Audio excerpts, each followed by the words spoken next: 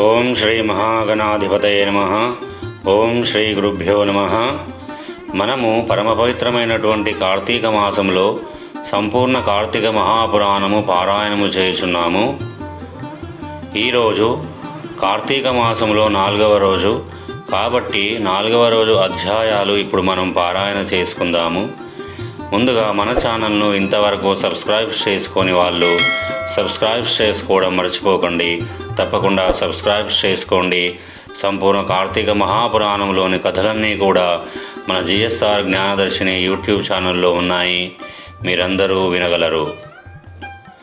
సంపూర్ణ కార్తీక మహాపురాణము 4వ రోజు పారాయణము 7వ శ్రీ వశిష్ఠ మహర్షి జనకరాజుకు ఈ విధంగా సంపూర్ణ కార్తీక మహాపురాణమును చెప్పుచున్నాడు. ఓ జనకరాజేంద్ర, కల్మషగ్నమైన కార్తీక మహత్యంలో పుష్పార్చన దీప విధానాలను చెబుతాను విను. పుష్పార్చన ఫలదాన దీప విధి విశేషములు.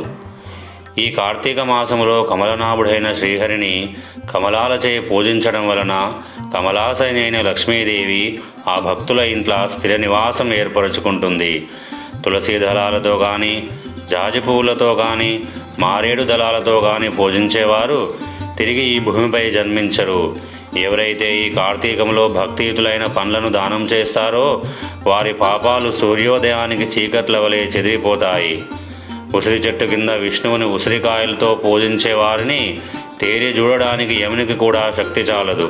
కార్తీకంలో ఎవరైతే సాలగ్రామాన్ని తులసీ దళాలతో పూజిస్తారో వారికి మించిన ధన్యులెవరూ ఉండరనటం అతిశయోక్తి కాదు.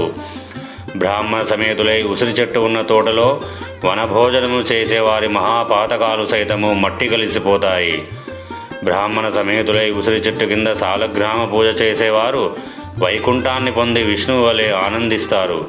ఎవరైతే కార్తీక మాసంలో విష్ణు ఆలయంలో మామిడాకుల తోరణం కడతారో వాళ్ళు పరమపదాన్ని పొందుతారు. పువ్వులతో కానీ, అరటి స్తంభాలతో కానీ మండపము కట్టిన వాళ్ళు వైకుంఠంలో విష్ణువు యొక్క సామీప్యాన్ని పొందుతారు. ఒక్కసారైనా శ్రీహరికి సాష్టాంగ దండ ప్రణామమును చేసిన వాళ్ళు అశ్వమేధ పుణ్యం చేసిన వారవుతారు. విష్ణువునకు ఎదురుగా జప హోమ దేవతార్చనలు చేసేవాళ్ళు పితరులతో సహా వైకుంఠానికి వెళ్ళి సుఖిస్తారు. స్నానము చేసి తడిబట్టలతో ఉన్నవానికి పొడిబట్టని దానము చేసినవాడు 10,000 అశ్వమేధాల ఫలాన్ని పొందుతాడు. ఆలయ శిఖరముపై ధ్వజారోహణము చేసిన వారి పాపాలు గాలికి పుష్పము పరాగము వలె ఎగిరిపోతాయి. నల్లని లేదా తెల్లని అవిసెపూలతో హరిపూజను చేసిన వారికి 10,000 యజ్ఞాల ఫలితము ప్రాప్తిస్తుంది. కార్తీక మాసమందు ఏ స్త్రీ అయితే బృందావన గోమయంతో అలికి పంచరంగులతోనూ శంఖ, పద్మ, స్వస్తికాది నందాదీపాన్ని అర్పించడం వలన కలిగే పుణ్యాన్ని 1000 నోళ్ళు కలిగిన ఆదిశేషుడైనా పొగడలేడు. ఈ కార్తీక మాసంలో శివుని జిల్లేడు పూలతో పూజించినవాడు దీర్ఘాయువై అంత్యాన మోక్షాన్ని పొందుతాడు. విష్ణు ఆలయంలో మండపాన్ని అలంకరించిన వారు హరిమందిరంలో స్థిరస్థాయిగా ఉంటారు. హరిని మల్లె పువ్వులతో పూజించిన వారి పాపాలు సర్వనాశనమైపోతాయి. తులసీ గంధముతో సాలగ్రామ పూజనం చేసిన వారు వైకుంఠాన్ని పొందుతారు. విష్ణువు సన్నిధిలో నాట్యము చేసిన వారి యొక్క పూర్వ సంచిత పాపాలన్నీ కూడా నాశనమైపోతాయి. భక్తియుక్తులై అన్నదానమును చేసేవారి పాపాలు గాలికి మంచు తునకలలాగా ఎగిరిపోతాయి. ప్రత్యేకించి కార్తీక మాసంలో నువ్వుల దానము, మహానదీ స్నానము, బ్రహ్మపత్ర భోజనము, అన్నదానము ఈ 4 ఆచరించడం ధర్మముగా చెప్పబడుతూ ఉంది. స్నానదానాదులను ఆచరింపని వారు, లోభి యథాశక్తిగా చేయని వారు 100 జన్మలు కుక్కలుగా పుట్టి చివరికి చండాల యోనిని జన్మిస్తారు. కార్తీక వ్రత శూన్యులు మరుజన్మలో గాడిదగా పుట్టి తదుపరి 100 పుట్టుకలు కుక్కగా జన్మిస్తారు. కార్తీక మాసంలో శ్రీహరిని కదంబ పుష్పాలతో పూజించిన వారు సూర్యమండలంలోనే నివసిస్తారు. కాబట్టి ఓ జనక మహారాజా, కార్తీక మాసంలో ఎవరైతే అవిసె పువ్వుల మాలను తాము ధరించి తదుపరిని అవిసె పువ్వుల మాలికలతో శ్రీహరిని పూజిస్తారో వారు స్వర్గాధిపతులవుతారు. మాల్యములు, తులసీ దళాలతో విష్ణువును పూజించే వనితలు వైకుంఠాన్ని పొందుతారు. ఇంకొక సూక్ష్మాన్ని చెబుతాను విను. అశక్తులైన వాళ్ళు కూడా కార్తీకే భానువారేతు స్నానకర్మ సమాచరేత్ మాస స్నానేన యత్పుణ్యం తత్పుణ్యం లభతే నృప.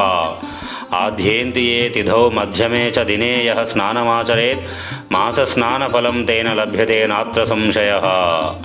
దీని అర్థం ఏమంటే, కార్తీక మాసంలో ఆదివారం నాడు లేదా శుక్లపాడ్యం నాడు కానీ, పూర్ణిమ నాడు కానీ, అమావాస్య నాడు కానీ సంకల్పం లేకుండా కూడా ప్రాతస్నానం ఆచరించడం వలన కూడా ఆ మాసమంతా స్నానము చేసిన పుణ్యం లభిస్తుంది. ఆ పాటి శక్తి కూడా లేని వాళ్ళు కార్తీక మాసం నెల రోజులు ఈ సంపూర్ణ కార్తీక మహాపురాణాన్ని చదివినా వినినా కూడా స్నాన ఫలాన్ని పొందుతారు. కార్తీక మాసము సాయంకాలలో దేవాలయాలలో శివ విష్ణు స్తోత్రాలను పఠించేవారు కొంతకాలము స్వర్గలోకంలో ఉండి అనంతరము ధ్రువలోకాన్ని పొందుతారు. ఇలా ప్రతి కార్తీక మాసంలో ఎవరైతే హరిహరులను స్మరించకుండా ఉంటారో వాళ్ళు 7 జన్మల పాటు నక్కలుగా పుడతారనడంలో ఏమీ సందేహము లేదు.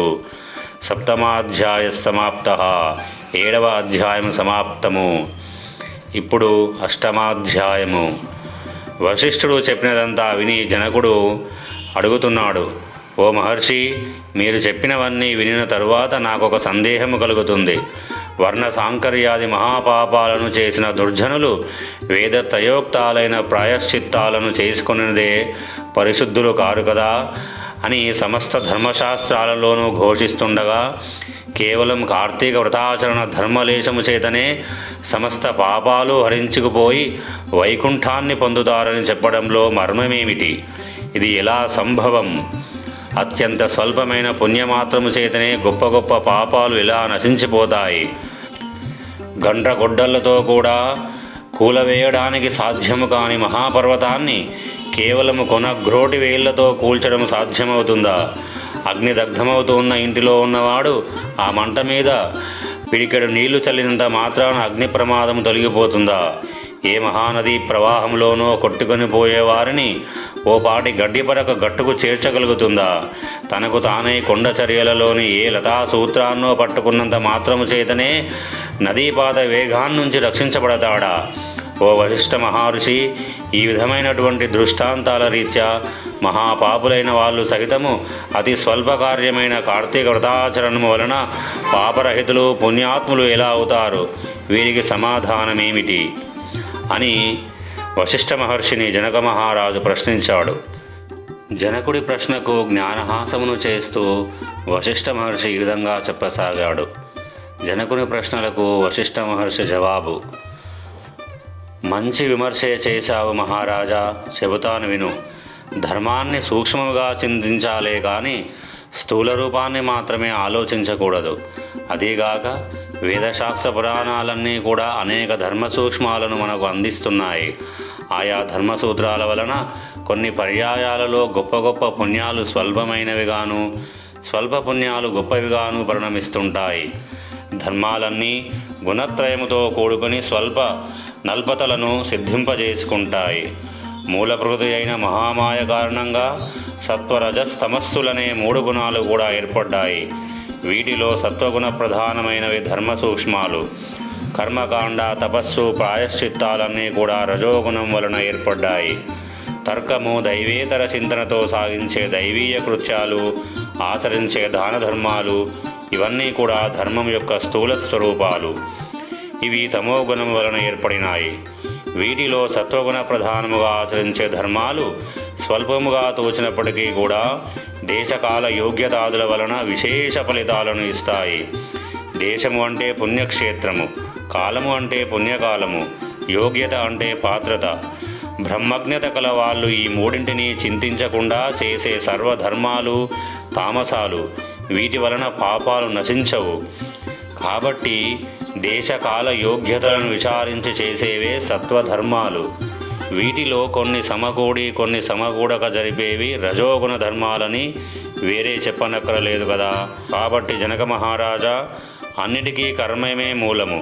ఎవరి కర్మను బట్టి వారికి ఫలితాలుంటాయి. అయినప్పటికీ మనిషి జ్ఞానము అనేది ఉన్నందువలన ఆచరించే ధర్మాలను పై 3ంటితో పోల్చుకుని ప్రయత్నపూర్వకముగానైనా ఆచరించాలి. ఈ విధంగా 3 కలిసి వచ్చినప్పుడు ఆచరించిన ధర్మము అక్షయ ఫలితాన్నిస్తుంది. రాజా, పర్వతమంత ఎత్తు కట్టెలను పేర్చి వాటి మధ్య గురివింద గింజంత అగ్నికణాన్ని ఉంచితే ఆ అగ్నికణము ఆ కట్టెలను ఎలా కాల్చివేయగలుగుతుందో సువిశాలమైనటువంటి నట్టింట పెట్టినటువంటి కొంచెము దీపము ఆ ఇంటిని చీకట్లను ఎలా తొలగించి వేస్తుందో, గుండిగడు మురికి నీళ్లను ఒక్క ఇండుపగింజ ఎలా శుభ్రపరుస్తుందో, అదేవిధంగా తెలిసి కానీ తెలియక కానీ పుణ్యకాలములో పుణ్యక్షేత్రంలో పుణ్యమూర్తుల వలన ఆచరించే ధర్మము అనంత పాపాలను దగ్ధం చేసి మోక్షానికి మార్గాన్ని వేస్తుంది. ఇందుకు ఉదాహరణగా ఒక కథ చెబుతాను విను.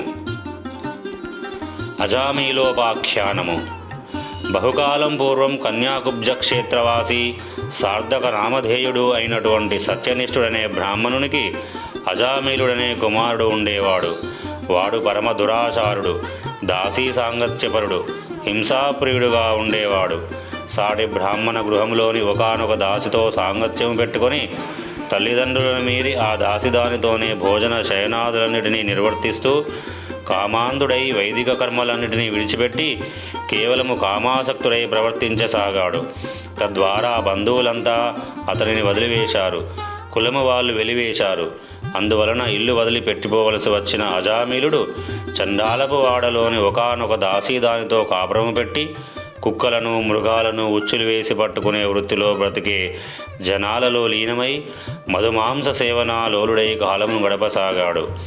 ఇలా ఉండగా ఒకనాడతని ప్రియురాలైన దాసిది కళ్ళు తాగడం కోసం తాడు చెట్టు ఎక్కి కమ్మ విరగడం వలన కింద పడి మరణించింది. అజామీలుడు అమితంగా దుఃఖించాడు. అప్పటికే దాసీదానికి యవ్వనవతి అయిన కూతురు ఉంది. మహాపాపాత్ముడు మహాకామాంధుడు అయినటువంటి అజామీలుడు తనకి కూతురు వరుసని కూడా తలంచకుండా ఆ పిల్లనే వరించి ఆమెతోనే కామోపభోగాలను అనుభవించసాగాడు.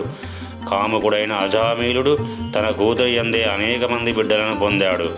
కానీ వాళ్ళందరూ కూడా పసికందులుగా కడతేరిపోగా కడగా చిట్ట చివరకు మిగిలినటువంటి బిడ్డకు నారాయణ అని నామకరణం చేసి అత్యధిక ప్రేమతో పెంచుకోసాగాడు. తాను తింటున్నా నిద్రిస్తున్నా ఏమి చేస్తున్నా సరే ఎల్లప్పుడూ అతనినే స్మరించుకుంటూ నారాయణ నారాయణ అని పిలుచుకుంటూ తన్మయుడవుతూ ఉండేవాడు. కాలము గడిచి అజామీలుడు కాలము చేసే సమయం ఆసన్నమైంది. అతడిలోని జీవుని తీసుకుపోయేందుకు ఎర్రని గడ్డములు మీసములు కలిగి చేత దండపాశాలను ధరించినటువంటి భయంకరమైన యమదూతలు అక్కడికి వచ్చారు.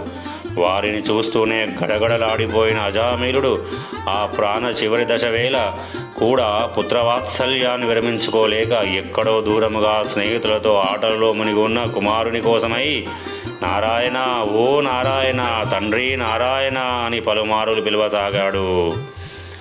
ఆ పిలుపు అతడి కొడుకుకు వినపడలేదు. అతను రానూ లేదు.